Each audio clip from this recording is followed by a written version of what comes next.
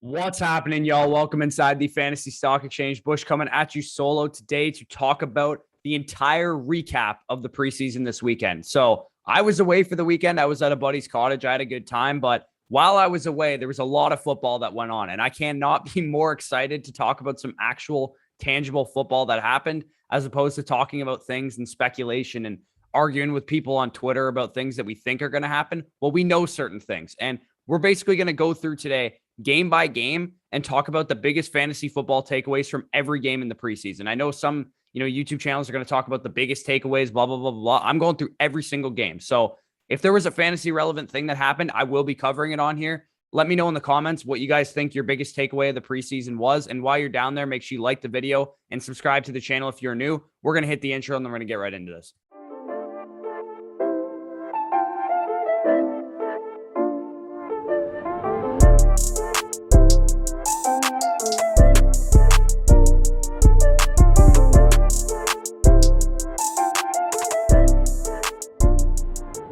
Through every game, and we're going to start with Thursday's games, and for each one of the games I'm basically going to put up a picture or screenshot of the snaps with the starter. And PFF wrote basically an entire article talking about who had what snaps with the starters and things of that nature. So I'm going to put those screenshots on the screen for you guys so you can see basically who played with the starters, what the snap counts were. So you guys can see Steelers and Eagles. These are the snap counts on the screen. And here's the biggest takeaways, because I did go back and basically rewatch every snap of each starter from each game that we had. So the biggest takeaway for me from this game was the fact that Zach Ertz actually outsnapped Dallas Goedert. And we've already been vocal saying that we're lower on Dallas Goedert than consensus. There was a time where I would have been about on par with where consensus had Dallas Goedert, but the fact that Zach Ertz outsnapped Dallas Goedert, the fact that Zach Ertz is a real factor in this tight end core, he's not getting traded, he's not getting cut. You got to move Dallas Goedert down the rankings. He can't be in the same conversation as Noah Fant. He can't be in the same conversation as Robert Tonyan, even, in my opinion. This is a guy that's a back-end tight end one at best, and Ertz is going to play a role. When we go to the other Eagles takeaways, basically, we have Jalen Reagor and Kenny Gainwell. To me, I'm not drafting these guys. I know they're going to be popular sleepers of people, but Jalen Reagor has been outplayed, really, by Quez Watkins and Travis Fulgham. He also is losing playing time to those guys. And of course, we didn't actually have Devontae Smith playing in this game, who I expect to be the number one in this offense. So Jalen Reagor is just a guy I'm not really willing to spend a draft pick on. I know I drafted him in the mock draft that I did the other day, but I literally drafted him because the clock was running out. That was the only reason I drafted him. I saw him as a name. Anyway, to the halfback position, obviously Miles Sanders was not active for this game. They held him out, I guess, precautionary reasons or whatever. And Kenny Gainwell didn't see the field with the first team. So yeah, he looked good. Yeah, he, made some plays here and there, but Jordan Howard and Boston Scott were the immediate backups to Miles Sanders. So I'm not really willing to spend a draft pick on the guy, in my opinion.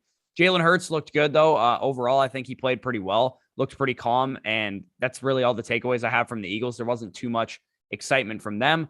When you look at the Steelers side of things, obviously Pat Freiermuth, I think it's a possibility that we see Pat Freiermuth carve out like a Cole Kmet rookie season. And this time next year, maybe Eric Ebron is gone. And we're really excited about Pat Freiermuth. So if you own Pat Freiermuth in Dynasty and you're a rebuilding team, I think his stock is pretty much up. I think this is the guy that I would go out and acquire if I'm looking for a developmental tight end behind a Travis Kelce, behind a Darren Waller, because I think this is a guy that can be 2 to 3 years down the road, maybe even next year, can be very fantasy relevant. So good to see from Pat Freiermuth on the field there. We have Anthony McFarland randomly playing about 5 snaps with the first team offense. It looks like he's going to be the change of pace back for Najee Harris, which makes a lot of sense because while Benny Snell was probably the immediate backup to Najee Harris, they're more so the power runner types that it doesn't make sense to use 2 of the same running backs. So if you're going to get some more speed on the field, it makes sense to use Anthony McFarland in a change of pace role. And he might be a guy that you spend a late round dart throw on in best ball drafts or whatever. But when we look at the wide receiver core, we could see routes on Steelers quarterback Mason Rudolph's 10 dropbacks last night. They pretty much all ran the similar amount of routes. So like I said, my stance on the Steelers receiving core has been, I will take the most talented member of the receiving core currently at value over everybody, which I believe is Chase Claypool. So he's going to be the guy that I'm going to be picking a lot. And Deontay Johnson is also a great pick as well. I'm all the way out on Juju Smith-Schuster. I don't want anything to do with the guy.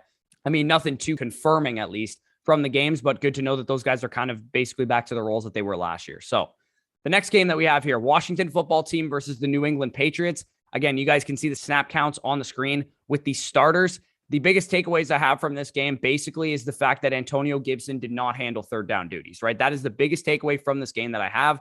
It's the number one thing to monitor with Antonio Gibson all preseason, in my opinion, is the fact that we want to see him get on the field on third down. We had a report a couple days ago talking about him running with the hurry up offense, but in the preseason game, we saw JD McKissic take him off the field on third down. And that's exactly not what we want to see. If we see that all preseason, I'm going to have to lower Antonio Gibson a little bit, right? Because I have Antonio Gibson right now ranked as my RB9 with the expectation that he's going to get a 3-down workload. Now, if I don't see that, and that's the benefit of having a preseason this year as compared to last year, if I don't see him get a 3rd-down role, then I'm going to have to lower him in my rankings behind guys like Najee Harris who do have a 3rd-down role. So he did, Antonio Gibson, however, run the ball or receive a target on 8 of his 11 total snaps that he ran. And his usage with the first-team offense, basically, he played 57% of the total snaps. 43% of the routes that they ran were Antonio Gibson. So even though he was pulled off the field on 3rd down, he was still running routes, which is definitely encouraging to see. When we look at the rest of the Washington football team situation, we can see that Logan Thomas continues to be involved. I've been lower on Logan Thomas relative to where he's being drafted, but this is still a guy that's going to be involved in the offense. 8 passing snaps. He ran 3 from the slot. I'm not sure how much that changes or stays the same with Curtis Samuel in the lineup. Obviously, Curtis Samuel did not play in this game, so that could be a reason why Logan Thomas was involved in running routes as much as he was. And then De'Ami Brown, another favorite of the channel. You guys know me and Danny have been very high on this guy. He looked great in the game, but he wasn't with the first-team offense at all, and that's a little bit concerning considering Curtis Samuel was out. You'd expect De'Ami Brown to at least get, the 3rd, 2nd most wide receiver snaps on the team, and he definitely did not. So the fact that he didn't get on the field with the first team despite Curtis Samuel's injury is definitely something to monitor. Maybe it's because it's the first preseason game. They don't want to get the rookie on the field too early. But this definitely, like I said, will be something to monitor for the rest of the preseason. And then when we go to the New England side of things, pretty much exactly what I expected. Damian Harris is the dude on early downs. It's exactly what I expected to happen. There is no 1A, 1B situation in the Patriots backfield. It is Damian Harris on with the first team. He got all 4 carries when Cam Newton was with the first team offense. And Sony Michel didn't hit the field until Mac Jones entered. And I know Ramondre Stevenson had a huge run and everybody was excited about it, but that was against the 2nd, 3rd team defense. I'm not really overly high on Ramondre Stevenson. I'm looking at roles, right? I talked about it when we were talking about the biggest mistakes. When you're watching preseason games, what you're interested in is the roles. Yes, you want to see players play well because that usually does mean that they're good players, but the roles are what we're concerned with, right? Because they're running vanilla offenses, they're running vanilla defenses. So the fact that they're producing doesn't really matter. It's where we're getting snaps with what team and how they're being lined up. That's what we care about for fantasy. So Johnny Smith, the last takeaway I really have, he looked great. Obviously, Hunter Henry is dealing with an injury. And now it sounds like Johnny Smith had like a low ankle sprain or something like that. So overall, with this tight end situation is going to be a little bit up and down, but Johnny looking great is definitely a good sign. Mac Jones struggled, but overall, I'm not really concerned because I don't really overreact to performances in preseason, especially from a rookie quarterback in his first preseason action. So the next game that we have here, and this will be the start of the Friday games, I believe, was the Tennessee Titans at the Atlanta Falcons. And overall, I don't think there was much interesting from this game, so I'm kind of just going to skim over this because neither team really played their starters. There was no Kyle Pitts out there. There was no Calvin Ridley out there. No Derrick Henry, no A.J. Brown. There was nothing really exciting about this game. I would say stop drafting Javian Hawkins if you are drafting him because he didn't even get, the second team snaps without Mike Davis on the field there. So he's a guy I'm just completely avoiding. Darrington Evans looks to be the interesting change of pace back to Derrick Henry. I'm not really sure what's that worth in fantasy. I'm guessing just a late round flyer at best. Josh Reynolds and Anthony Firkser were really the biggest takeaway from this game, though, because when you look at Josh Reynolds, I expected, at least this is the way I was thinking of it, the Tennessee Titans wide receiver depth chart is obviously A.J. Brown and Julio Jones at the top, but I figured Josh Reynolds would be the wide receiver 3. I thought he'd be the guy that slides into the slot on 3 wide receiver sets, and Josh Reynolds played 1 snap. Nick Westbrook, Ikine, and Marcus Johnson, Chester Rogers, they all outsnapped Josh Reynolds with the first team. So that is definitely concerning for him because I do own this guy in a lot of best ball drafts late in the 18th round or whatever. I used to take him a lot. So that's definitely concerning. And then Anthony Firkser, who's a guy that people are under the assumption is going to be the starting tight end, right? He's going to be the guy that is on the field running routes. He only played 2 snaps with the first team, which was lower than Luke Stalker and Tommy Hudson. Now, maybe they were just running the ball a lot, and that's why Anthony Firkser wasn't on the field, but it doesn't instill a lot of confidence in me knowing this again. This is a guy that I draft in underdog drafts all the time. So maybe we need to lower expectations on Anthony Firkser if you had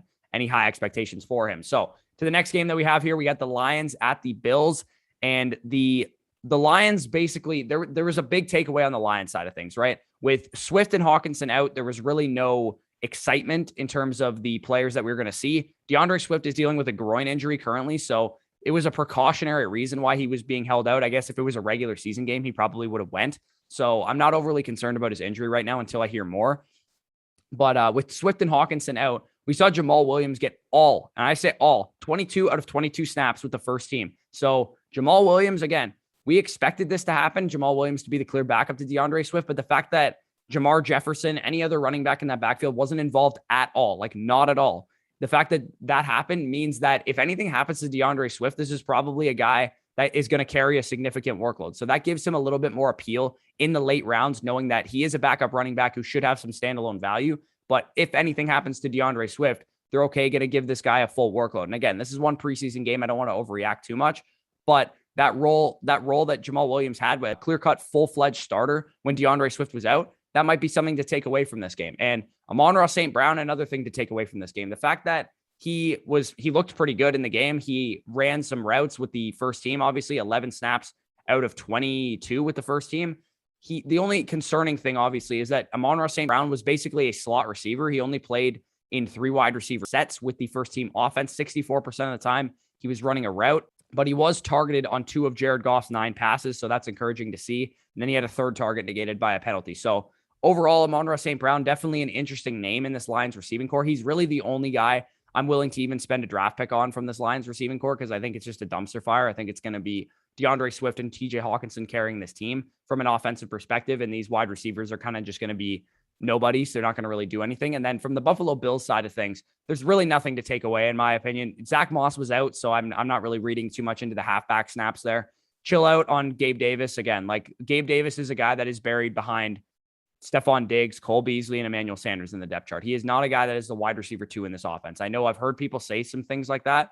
There's no chance that this guy's the wide receiver 2 in the offense. He's maybe the third receiver, and I think that's Emmanuel Sanders, but he's the 4th receiver on this team. So this is a guy I'm not really willing to spend a draft pick on in casual redraft leagues. Late in best ball drafts, sure, I'll take a shot on the guy, but again, I think it's those 3 guys at the top of the depth chart, and then Gabe Davis works himself in behind those guys. So let's go to the next game here. We have the Cowboys versus the Cardinals, and probably the biggest takeaway, and this is a real fantasy takeaway in my opinion, because this is a takeaway that could lend itself from this guy being a great breakout candidate to actually accomplishing that breakout and being a league winner for fantasy this year. We've heard all offseason that CeeDee Lamb is not going to be a slot receiver this year, right? 84% of the time last year, CeeDee Lamb was a slot receiver, and that limits your upside as a fantasy wide receiver. Our good friend Hayden Winks, he wrote an article talking about the stats that directly correlate to fantasy productions, and slot receivers, their slot percentage has a negative correlation to fantasy production, which means that players who are slot receivers, generally speaking, don't produce as well as if they were on the outside. So from a fantasy perspective, we like outside wide receivers, which is why this CeeDee Lamb news is very important in my opinion.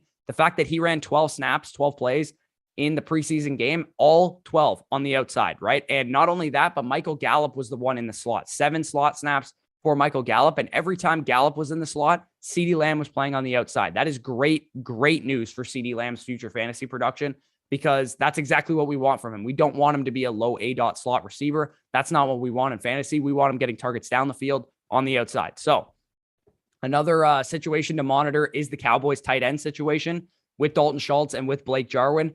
Blake Jarwin was out for the Hall of Fame game. We saw Dalton Schultz get all the first team reps there. Nothing really to take away. Dalton Schultz was out for this game. Blake Jarwin got all the first team reps. Again, nothing to take away. We have to monitor the situation. Once they're both on the field, then we can take away what we want to take away from their snap counts. But as of right now, it's still an enigma. We don't really know who's going to be the starting tight end. People are drafting as if it's going to be Blake Jarwin, but we don't know that for sure. The guy's coming off an ACL tear. Dalton Schultz played pretty well last year. There's a chance this is a 50-50 timeshare.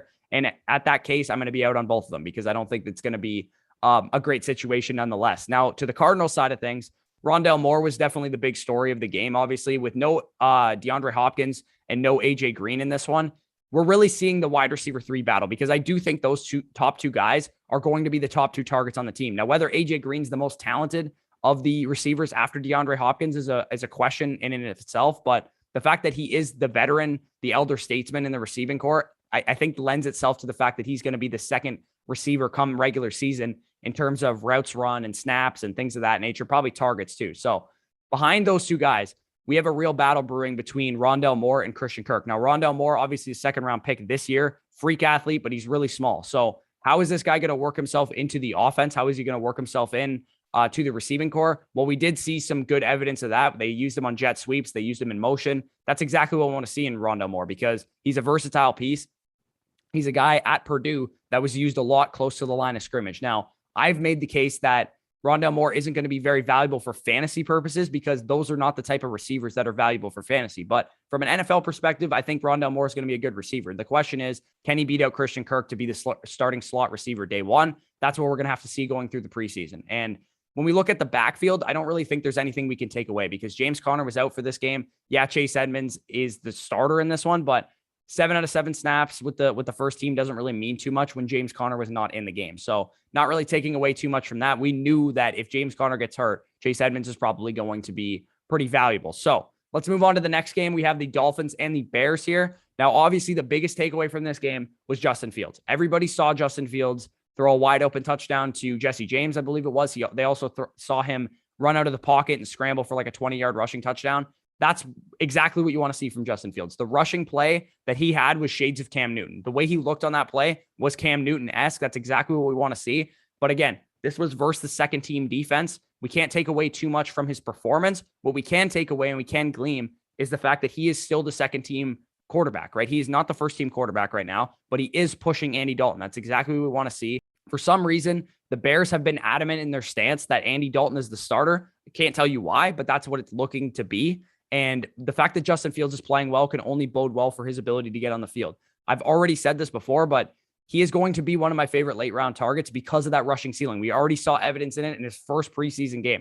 This guy can run the ball. He has 4.4 speed at the quarterback position, and that is going to make him valuable for fantasy whenever he gets on the field. So if you're late in drafts and you're on the board and you don't have a quarterback yet, let's say all the QBs you were targeting early got off the board earlier than you thought, go ahead and take a guy like Kirk Cousins or like Baker Mayfield or like Tua Tagovailoa or somebody that has a guaranteed starting job that should be valuable for fantasy and has an early season schedule that's pretty favorable. Take a guy like that, swing back around later, and take Justin Fields and stash him on your bench. And once he becomes the starter, which I think will be sooner rather than later, he's going to be a great fantasy option because of what he can do with his legs. So David Montgomery, there's nothing to take away from his snap count other than the fact that he did limp off the field after his only carry where he made like 2 guys miss. So again, David Montgomery is a guy that I think is one of the most undervalued running backs in fantasy right now. To me, he is discount Joe Mixon. I think him and Joe Mixon are like legitimately the same level of talent of players and the same workload, except one guy has the flashy offense and one guy does not. So one guy is going way higher in drafts, one guy's going way lower in drafts, and I think they're going to be very equivalent for fantasy. So I will take David Montgomery 2 to 3 rounds later than Joe Mixon, knowing that I'm getting pretty similar production. So hopefully Montgomery's okay. It didn't look serious. They probably just held him out for precautionary reasons. So I think he should be wheels up going forward. Cole Kmet's late round window's closing. I think that's another big takeaway from this game for me. He played more snaps than Jimmy Graham, as you guys can see. He played 7 snaps to Jimmy Graham's 2, and Jimmy Graham blocked on his only 2 snaps, whereas Cole Kmet ran 4 routes on his 7 snaps that he played. So Cole Kmet's a guy that I've really bought into over in Dynasty, but from a redraft perspective, I think he's going to get a lot of buzz. I don't think Jimmy Graham's going to get cut at this point in the offseason. He definitely could, but even if he doesn't get cut, I still think there's a good chance that Cole Kmet is the leader of this tight end room and could carve himself a pretty good role in this offense as the second or third target, which that's really all you're looking for tight ends. Are you young? Are you talented? And can you become the second or third target in your offense? And I think all 3 of those things apply to Cole Kmet. So wheels up for him, hopefully. We'll see. We'll continue to monitor this throughout the preseason. I think he's going to have a good role, though. So the Dolphins side of things. Another big takeaway from this game is the fact that Myles Gaskin is completely and forever off my board. I'm not drafting this guy. I don't believe in him. I don't think he's a very good player. When you're looking at what Myles Gaskin's situation was last year, it was very, very similar to what James Robinson was. He was a volume play. That is why Myles Gaskin was good last year in fantasy. Yeah, he was pretty efficient on third down, like as a receiving back, but on early downs, this guy couldn't get it done. He was not a good runner of the football. It's probably why the Miami Dolphins went out and signed Malcolm Brown. And we already saw, as you guys can see on the screen, Malcolm Brown played 16 snaps to Myles Gaskin's 7. And I think that's how it's going to work in the regular season. Malcolm Brown is going to be the early down grinder. Myles Gaskin is going to be the third down guy. I think that's what they wanted last year, but they didn't get it from Jordan Howard, and which is why they cut him, and they just moved to a guy like Myles Gaskin. I still think Sullivan Ahmed's a pretty solid player, too, that can mix in. They drafted a guy in Jared Dokes. I'm avoiding this backfield. I don't want any part of it. Myles Gaskin's going way too high for me to be drafting him in the fifth, sixth round, assuming he's going to be this volume play that he was last year. He had no competition last year. I think this year you're going to see Malcolm Brown involved. You're going to see Salvin Ahmed involved. Myles Gaskin's not going to be the full-fledged 67% top 12 opportunity share running back that he was last year. So if I were you guys and you're in the mid rounds of your drafts, just do not draft Myles Gaskin, in my opinion. So another guy that we got to take away something from is the 6th overall pick in the draft, Jalen Waddle. Played 19 snaps, was moved all over the formation, which was nice to see. But again, a guy that's going to be primarily played in the slot. And I'm really not sure what to take out of Jalen Waddle outside of the fact that he is performing well in camp. He looked pretty solid in the game. So we'll continue to monitor Jalen Waddle. Again, another guy that should be a great late round target because he is a rookie receiver. He is super talented. He had very high draft capital. But this receiving core, the guy that I want is Will Fuller. So once Will Fuller is back on the field, he's going to be the guy that I want. But Jalen Waddle is a great guy to take a shot on in the double-digit rounds as well. So to the next game that we have here, Broncos and Vikings. You guys can see the snap counts on the screen. For some reason, Drew Lock actually looked good in this game. I don't know what the hell happened to him, but he looked like a legitimate NFL quarterback in this game. In my opinion, the biggest takeaways from this game are on the Broncos side of the field. Jerry Jeudy's primed for a breakout. It's so obvious, in my opinion. This guy is discount CeeDee Lamb. That's the way I look at Jerry Jeudy. And the reason is because he also was a primary slot receiver last year, and he lined up out wide on 100% of his snaps in this game. So continuing the trend that he had late in the season, he played in the slot early in the season, and then towards the end of the season, he was a guy playing on the outside. We want him to play on the outside for two reasons. One, because it lends itself more to fantasy production, like I said, for CeeDee Lamb. And two, it means he's going to be on the field for two wide receiver sets instead of if they played KJ Hamler and Cortland Sutton on the outside, or Tim Patrick and Cortland Sutton on the outside in two wide receiver sets, and they only brought in Jeudy for the slot production and the slot receiving role, then this is a guy that's not going to be running a full allotment of snaps. And that's not what we want to see from Jerry Jeudy. So the fact that he is playing on the outside means that it's going to be him and Sutton in two wide receiver sets. And that's exactly what you want because, in my opinion, Judy's the more talented receiver. And if he's on the field as much as Sutton, then I think he's going to out-target him as a result because I think he's going to get open more. I think he's going to do more when he gets the ball in his hands. And hopefully he can improve on his catching. That was an issue for him last year. But overall, I think Judy's, it confirms a little bit of my priors for what I saw with Jerry Jeudy. He looked good in the games too. So Noah Fant, there's nothing to be concerned with there. He just left early in the game. He was not asked to play a bigger role. So his snap share doesn't concern me. No Melvin Gordon due to a groin injury in this game. And that's a big, giddy up for Javonte Williams because one, Javonte Williams looked good. Two, he was the primary starter. You guys can see that he played 10 snaps to Royce Freeman 7, and Royce Freeman primarily was the third down guy. So again, that's something to be expected from a rookie running back. They're not going to give him a full snap share workload in his first preseason game. But the fact that Melvin Gordon's already dealing with injuries doesn't shock me because Melvin Gordon, even when he was a younger player, was somewhat of a guy that would get injured a lot, especially lower body stuff and nagging injuries. And now that he's an older player, this is probably something you can expect to see as well. And yeah, we don't want to be drafting Javonte Williams with the implication that if anything happens to Melvin Gordon, he's going to be a stud. But there's a reasonable chance that something happens to Melvin Gordon because he's an older running back and he's a guy that's been injured in the past. So definitely good news for Javonte Williams. With Gordon out, he's going to get more work with the first team, and maybe he just wins the job sooner as a result of that as well. So good news for Javonte Williams there. In my opinion, there was no takeaways from the Vikings. They didn't play any starters. There was no Justin Jefferson. He's injured. There's no Adam Thielen. There was no Dalvin Cook. There was nothing really to take away. Not even Irv Smith played in this game. So Amir Smith-Marset was a deep sleeper for us. He was a guy that Danny really liked in the deep sleepers video, if you guys saw that in May. But he struggled in this game, didn't really look that great. So another thing to monitor with that. But I still have faith in the guy. I think he's pretty talented. So we'll see what his kind of role is going forward. So to the next game we have here, we have the Bengals versus the Buccaneers. Not a lot to take away from this in this game. There was not a lot of big fantasy movements or big fantasy news coming from this game. One thing I did take away from this was that OJ Howard is back from his Achilles injury, which means a couple things. One, he's going to be a factor in this tight end core, and it probably downgrades Rob Gronkowski just a bit. Two, he is a free agent after this year, so he definitely could sign a contract elsewhere coming off of this season. So another thing to take away from the Bucs side of things is the fact that Gio Bernard played both of the third downs, right? So you guys can see the snaps there. Gio Bernard played 2 snaps, Fournette 2 snaps, Rojo 2 snaps. Now, I think this is exactly how it's going to work during the season, which is why I'm completely out on this backfield. I know they're my favorite team, but I don't want any of the running backs because I know exactly how the backfield's going to operate. I've been saying this all offseason. Gio Bernard is going to be the third down back, which effectively ruins Leonard Fournette's value, because the only reason Leonard Fournette had value last year was because Rojo's a 0 on the third down, and Fournette was able to work himself in that way. But this is going to be an early down split between those two running backs for carries, and then Gio Bernard's going to be the third down guy. So I don't want any part of this backfield. Only in best ball will I draft these guys, because they're going to be valuable, but you're never going to know when to start any of them unless any of them get injured. So my advice, if you're looking to invest in Leonard Fournette or Rojo or whatever, just don't, because they're going to be guys you never know when to start in standard redraft leagues where you have to make start-sit decisions. And I personally don't want to have to do that every week if I'm you. So on the Bengals side of things, we saw Jamar Chase get a nice screenplay, but like really nothing exciting overall about this game. There was nothing interesting from a fantasy perspective. No Joe Burrow playing, obviously. So that limits some things to some degree. So we can move on to the next game, which was the Jets and Giants. And there was definitely more takeaways from this game than there was from the previous game. And I think the biggest takeaway was the backfield of the New York Jets, because Ty Johnson effectively played the Tevin Coleman role, in my opinion, because Tevin Coleman didn't play in this game. And Ty Johnson was the leader in snaps with the first team with the New York Jets running backs, which definitely a little surprising to me, because I thought Michael Carter probably would have led the team in snaps from the running back position.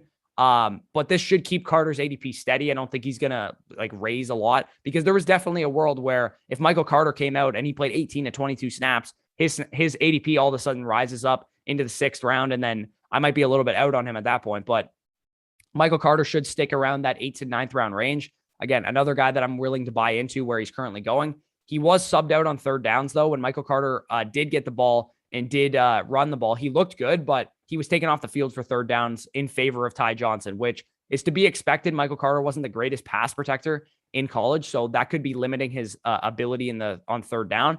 But this is a guy I want to be involved in the receiving game, right? So if he's getting taken down off the field on third downs, that's going to affect his fantasy output, because this is a guy that needs to be on the field for the receiving work in the team, because that was his bread and butter in college, and that's what's going to make him fantasy relevant in the NFL. So that's something you definitely don't want to see from Carter. And Zach Wilson, obviously, another guy that I think is going to be one of the premier sleepers at the quarterback position this year in fantasy, because he's exciting, he's electric, he can run, he has a big arm, and he can make plays. So I think he's a guy that you can draft. Again, if you're playing in super flex leagues, he's the perfect quarterback 3, in my opinion, because he's going to start all the games. He's not going to lose his job, and he should be fantasy relevant once he gets involved and once he gets acclimated to the offense. He looked pretty comfortable to me. I think he looked the best out of all the 5 rookie quarterbacks, in my opinion, from a snap in, snap out basis. Now, Justin Fields obviously had some big plays, so he probably looked the best overall from that perspective. But snap in and snap out, I really liked what Wilson did. Corey Davis, again, another guy that is a premier sleeper for us, for both of us. Me and Danny both like him this year. He only played a little bit, but he received all 4 of Zach Wilson's first 4 throws. Yeah, Zach Wilson dropped back the first 4 times he dropped back, all 4 went to Corey Davis. Now, Elijah Moore isn't on the field right now. He's dealing with a quad injury. Apparently, it's not serious. I really hope we get to see Elijah Moore in preseason action, because I just think the kid's special. I think he's going to be so phenomenal in the NFL, and I want to see what the split is between him and Corey Davis, because I do like both guys, and I do think both can be fantasy relevant. On the Giants side of things, again, not really a lot of fantasy takeaways. We don't have Galladay. We don't have Barkley. Nothing really to take away from there, but the one takeaway that I do have is that Devontae Booker is the clear handcuff for Saquon Barkley with the first team. Once the first team came off the field, Devontae Booker came off the field. So if you're scared about Saquon Barkley, let's say you have your fantasy draft coming up, you're there with the 10th pick or whatever, and everybody's scared by Saquon Barkley, so he falls to you at pick 10, draft him and just cover your ass. Takes Devontae Booker late in your draft, so that if Barkley misses the first 2 games of the season, then you're okay and you can get by for the time being, because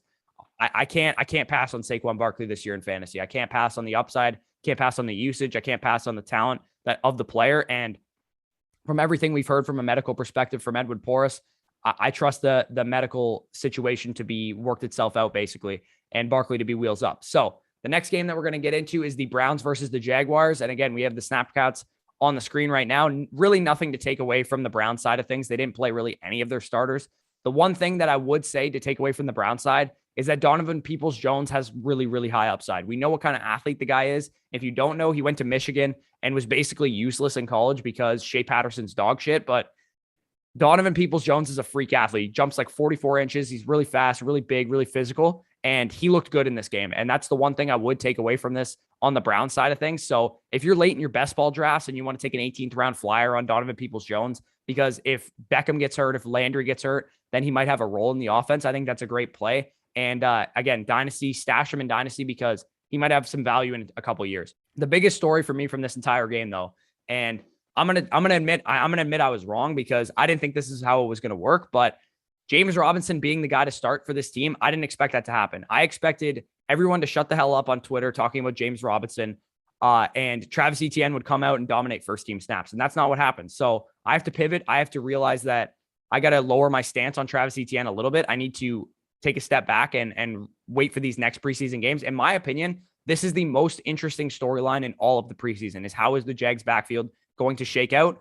We saw that James Robinson got the start in this game. He ran with the entire first series, basically the whole first series that Trevor Lawrence and the Jaguars offense ran, that James Robinson was the starting running back. Now, Etienne got on the field with Trevor Lawrence on the second series, but he ran 5 snaps. 4 of them were routes. So he didn't really get to carry the ball a lot. It looked like he was running routes a lot, which is a good thing, obviously, but it looks like this is going to be a 50-50 split. And in that case, I'm not going to be in on this backfield. Now, we have a couple more preseason games to determine what it's going to be for sure. But if you're drafting, let's say tomorrow, I wouldn't draft Travis Etienne or James Robinson. I think it's going to be a 50-50 split based on what I've seen so far. So that could change, obviously, but as of right now, I'm not really going to be in on this backfield from a redraft perspective. So one thing to take away from the receiving core, obviously, is that Laviska Shenault only getting snaps in 11 personnel as a slot guy was not definitely what I wanted to see. They talked about using him as like this pure receiver, but then they did draw up a lot of gadgety plays for him. So that's not exactly what I wanted to see out of Laviska Shenault. In my opinion, if Laviska Shenault is going to hit this ceiling that people want to, paint for him and what I think he definitely could achieve, this is a guy that's going to need to be a true wide receiver. He's going to need to play on the outside. He's going to need to be involved downfield in the offense. This is not going to be a gadget player. I don't want him to be a gadget player because if he is a gadget player, then he's going to be less valuable for fantasy than if he was a true wide receiver 1 or wide receiver 2, depending on how you feel about DJ Chark. So not great to see from Laviska Shenault. Hopefully that usage changes. And if Chark plays, then I definitely think we're going to get a better view of what this actual wide receiving core is going to shake out. But I think what happened was Colin Johnson subbed into DJ Chark's role, and I think this is probably what we're going to see going forward. So to the next game that we have here, that is the Saints versus the Ravens.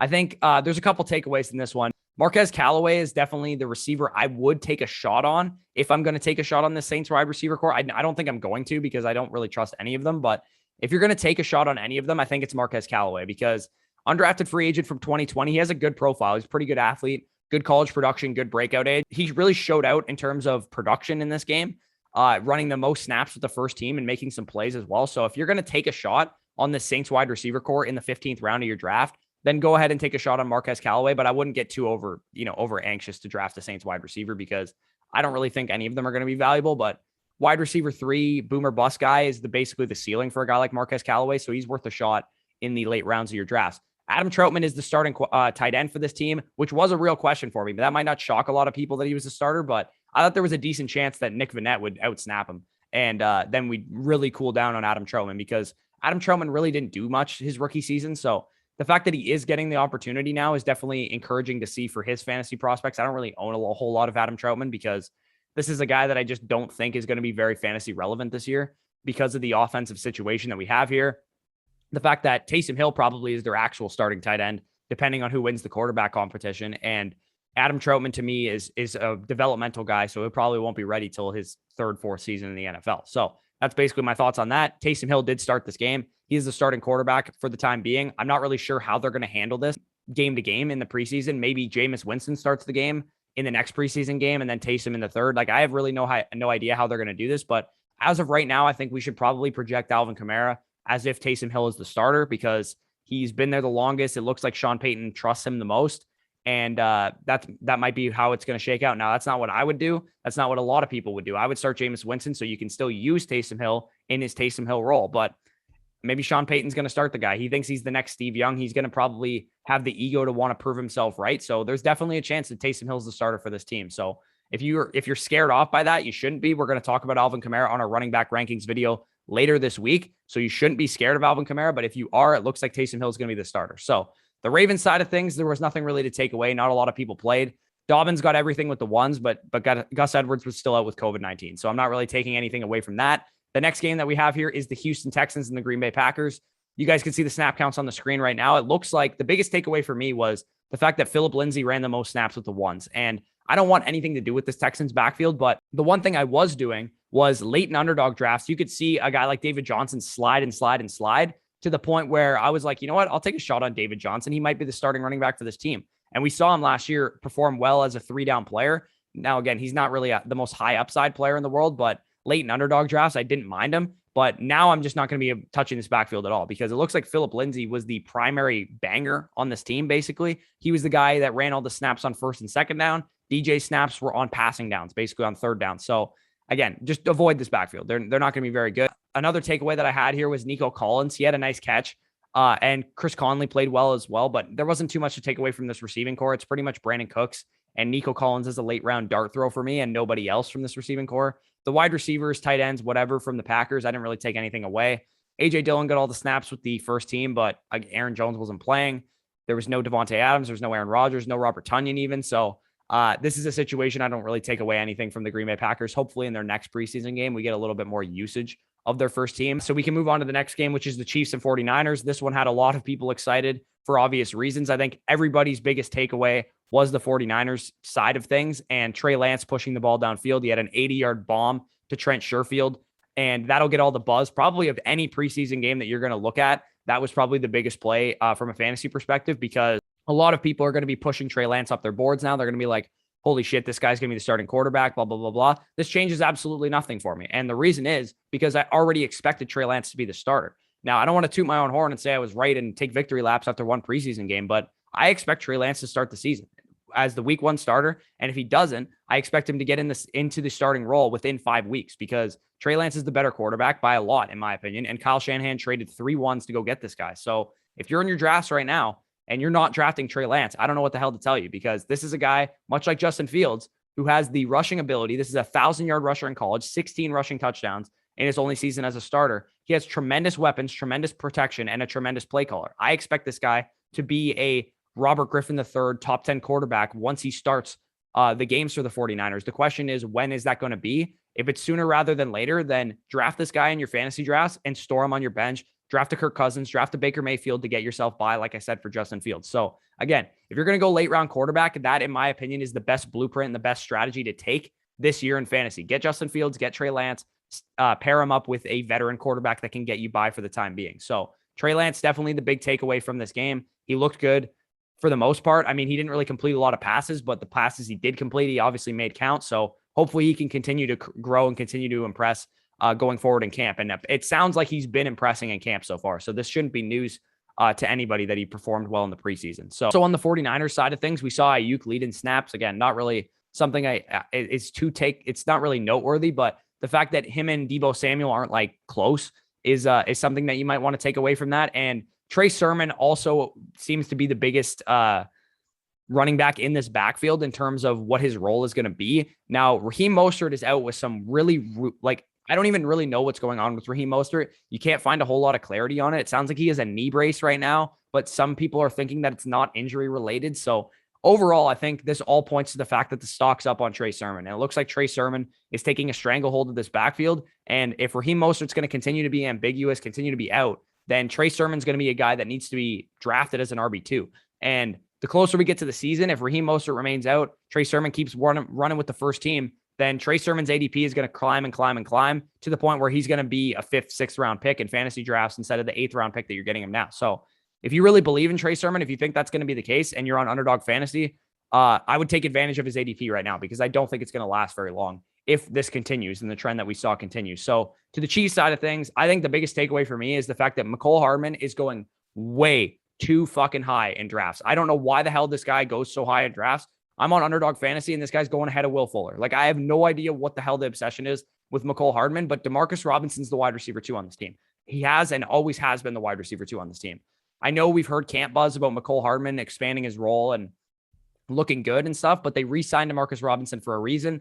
I know Sammy Watkins is gone, but Demarcus Robinson to me is the guy that's going to step into the Sammy Watkins role and be the second most valuable wide receiver on this team. Now, we always chase the Chiefs wide receiver, but I don't really think that's a very valuable role to begin with. So do I like Demarcus Robinson as a late round flyer in underdog drafts? Yeah, but I'm not going to be going out of my way to draft this guy in the 10th round, nor am I going to be doing the same with Mecole Hardman because I think Kelsey and Tyreek Hill absorb so much of this offense that it's going to be inconsistent and pick and choose your poison each week that we go through the season between Hardman, between Robinson, and between Pringle and all the other guys that they have there. So in my opinion, I would probably just stick with the top guys and ignore the rest. And McCole Hardman definitely fits himself into that category as the rest because he's going way too high, in my opinion. He's a guy that's going in the 7th, 8th, 9th round of fantasy drafts. And I just think you're going to be disappointed if you draft him because I think we know exactly what he is. I know he's a young player and you want to bet on young players, but this is a young player I don't want to bet on because I don't think he's all that good. I don't think he's all that talented. I don't think he has the ability to expand his role much of what it already is. So that's my take on McCole Hardman. I know it was a little harsh, but this is a guy that's going way too high in drafts. That's point blank period, in my opinion. So CEH is the clear starter in the backfield. That's another takeaway you can make from this backfield and from this game. CEH took 10 of the 11 snaps with the first team. Again, good to see. That was something that maybe you didn't expect CEH to split time at all, but I definitely thought there was a 10% possibility that we would see Darrell Williams involved in like a 50-50 split. Now, that's a good thing that he's not, but it definitely something to monitor with CEH. So the next game here, we have the Raiders versus the Seahawks. You guys can see the snaps on the screen. Really, there was actually like nothing to take away from this because neither team played any starters. The biggest takeaway that I can make, though, is the fact that John Brown did play and Henry Ruggs and Bryan Edwards did not play. That's really the only takeaway I have from this entire game is the fact that those young receivers have surpassed John Brown in the depth chart. Unfortunately for me, John Brown's like one of my highest owned players on Underdog, but those young guys taking that step forward could mean good things for them going forward because what I kind of expected to see happen was John Brown slide himself into the Nelson Aguilar role and Edwards and Ruggs kind of compete behind him. But that's not what's happening at all. It's pretty much those young guys and then John Brown was right behind them because he played in this game and they did not. So that's really the only takeaway I have from this game. Chargers versus Rams, another game that we're going to get to. And then we only have one more, I believe, after this one. So I'll get out of here and stop talking my face off basically. But Los Angeles Chargers, Los Angeles Rams. Josh Palmer continues to be one of my favorite rookie sleepers in Dynasty. And we saw him get 6 targets in this game. Now, again, we don't want to take away too much from the box score. What we do want to take away is the fact that he ran the second most snaps. Now, Keenan Allen and Mike Williams weren't playing in this game, but the fact that Josh Palmer was able to make an impact and he was able to run ahead of guys like Tyron Johnson already is definitely encouraging to see. Jalen Guyton, again, might be another guy that we want to be drafting late in drafts, late in underdog drafts, because he's going to have some spike weeks here and there and might be a guy that could be pretty valuable as a big play threat for this offense. Another thing I'm taking away from this game on the Chargers side of things is the fact that Josh Kelly looks to be the clear backup to Austin Eckler, a guy that is virtually undrafted, even in underdog drafts. He's a guy that I'm consistently grabbing at the end of underdog drafts because I think he's going to have his weeks here and there. I think he's going to vulture a few touchdowns here and there. And I think he's going to be a guy in best ball specifically. I wouldn't draft him in a standard redraft league, but in best ball, I think Josh Kelly's worth a late round flyer if you need some RB depth, if you go really wide receiver heavy in the mid rounds, as you should be, and you need a 4th, 5th running back for your roster. I think Kelly's a good guy to stash. When you look at the Rams side of things, we have Jacob Harris and Tutu Atwell as the most notable guys that made some plays in this game. I think they're fool's gold. In my opinion, I'm not really excited about either of these guys. So if you can sell them off of hype, if they continue to perform well in the preseason, and you can get somebody to send you a more exciting young piece for them, or even if somebody's willing to send you a 2nd, 3rd round pick, I would definitely be okay moving off of these guys because I just don't think they're all that great of players. I know Jacob Harris has some really weird Twitter hive where everybody's super excited about the guy, but I'm not really that impressed with what I've seen from Jacob Harris. I don't think he's that great of a player. So if you can sell him off of hype, I think I would definitely be doing that. And the last takeaway from this game is that Xavier Jones won the second team reps basically over Jake Funk. So it looks like he's going to be the clear backup to Darrell Henderson. How much are these other guys going to be involved? Is it going to be Darrell Henderson's backfield and these guys mix in? Is it going to be a committee? We really don't know. But at this point, as I've already kind of made clear, I'm not really in on Darrell Henderson too much because I just don't personally believe he's that great. And if there's any kind of committee split, I don't think his talent is to the point where he can overcome any kind of efficiency and volume concerns that he might have because I just don't think he's that good. So the snap counts of the next game. This is the final game we're going to be getting into. Carolina Panthers and Indianapolis Colts. You guys can see the snap counts on the screen right now. The biggest takeaway from this game is that Terrace Marshall kind of set Twitter ablaze basically with a 60-yard reception that he had. They moved him all over the place in this game. They moved him in the slot, moved him out wide. I think he's such a glaring candidate to be one of these second half of the season rookie breakouts, like we saw from Juju Smith-Schuster his rookie year, like we saw from some of the rookies last year. This guy could definitely win some people some championships this coming year.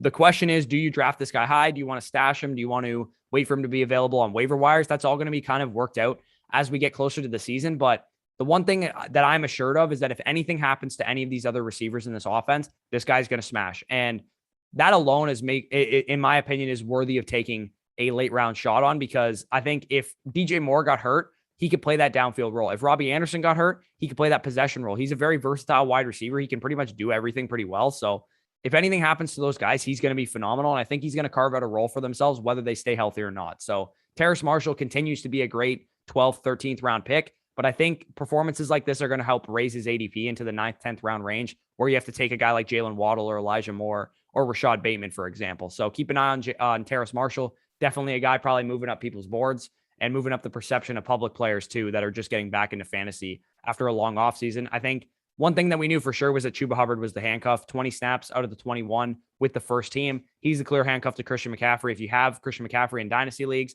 I'd advise you go out and acquire Chuba Hubbard, because pretty much if Christian McCaffrey gets hurt, this is the guy that's going to step into the Mike Davis role from last year. On the Colts side of things, I think there's a couple big takeaways in my opinion. Paris Campbell is absolutely dead. The fact that this guy, there was no Michael Pittman in this game, there was no T.Y. Hilton in this game, and Paris Campbell ran the 3rd most snaps of all wide receivers for the Colts, means that I'm not spending a draft pick on this dude. I just don't think he's going to make a big impact. The fact that we got Michael Strachan and Desmond Patman, I've literally never heard of either of those guys. They're running ahead of a former 2nd round pick in snap counts. I'm just not drafting this guy at all. I just don't think he's going to make an impact in fantasy. I think he's done. Marlon Mack was the other big takeaway from this one, right? 11 snaps that he had with the first team, 16 total snaps with the first team. He looked solid after the Achilles injury. Again, I'm not concerned from Jonathan Taylor's perspective about Marlon Mack. The more interesting thing for me with Marlon Mack is how is he going to perform, because he is basically the barometer for Cam Akers, right? Because he is a young running back still. He is a guy that's coming off of an Achilles tear. And if he performs well in his season this year, then maybe we can expect Cam Akers to make a bit of a better recovery than we're currently doom and gloom on Cam Akers. Maybe we have a little bit more optimism seeing Marlon Mack and OJ Howard come back from this injury. So if you guys did enjoy this video, this was a pretty quick recap. Next week's recap should be a lot more in depth, knowing that I'll have 2 weeks worth of a sample size to work off for one, and 2, I won't be away for the entire weekend. So I won't have to go back and rewatch these games. I can just watch them live, make my notes as I go, and be a little bit more lively in my discussion. I kind of lost my voice as well over the weekend. So if I sound a little scratchy, that's probably why. So if you guys did enjoy this video, as always, like, comment, subscribe. Make sure you guys check out some of our sponsors as well. So if you guys want access to our draft guide, you want our rankings, you want our sleepers, our busts, our strategy articles, all that stuff is available. If you sign up on underdogfantasy.com, you can take some of the advice that I gave you in this video and put it right into action. Go out and draft yourself some Jalen Guyton and Josh Palmer and stuff like that. If you use our Underdog code, promo code FSE at sign up and first deposit of $10, you will get both of our draft guides for free, and you will get a $25 bonus on top of whatever you deposit. It sounds like the Puppy 3 is going to be coming back from Underdog Fantasy, which is a big GPP contest, basically $5 drafts, and you could win $100,000. So that is really exciting. So if you want a chance to be in our listener league, we're going to be drawing names for our listener league on Wednesday. Your last chance to get in is to buy our draft guide. So make sure you use our Underdog code to get access to that. And make sure you sign up on Pristine Auction as well. Again, you don't have to buy anything on Pristine Auction to win those 3 jerseys that we talked about in our sponsored videos. We're going to be talking about the last sponsored video will be our running back rankings. We'll be talking about the Alvin Kamara signed jersey in that video. So make sure you guys go to pristineauction.com. If you don't already have an account, all you have to do to get an account or to win the jersey is to sign up using promo code FSE. Don't have to bid anything. Don't have to buy anything. Just check out the site and do us a favor and sign up on Pristine Auction. And you could win a free signed Brandon Ayuk jersey, signed DeAndre Swift jersey, or signed Alvin Kamara jersey. So peace out, guys. And why you need the money?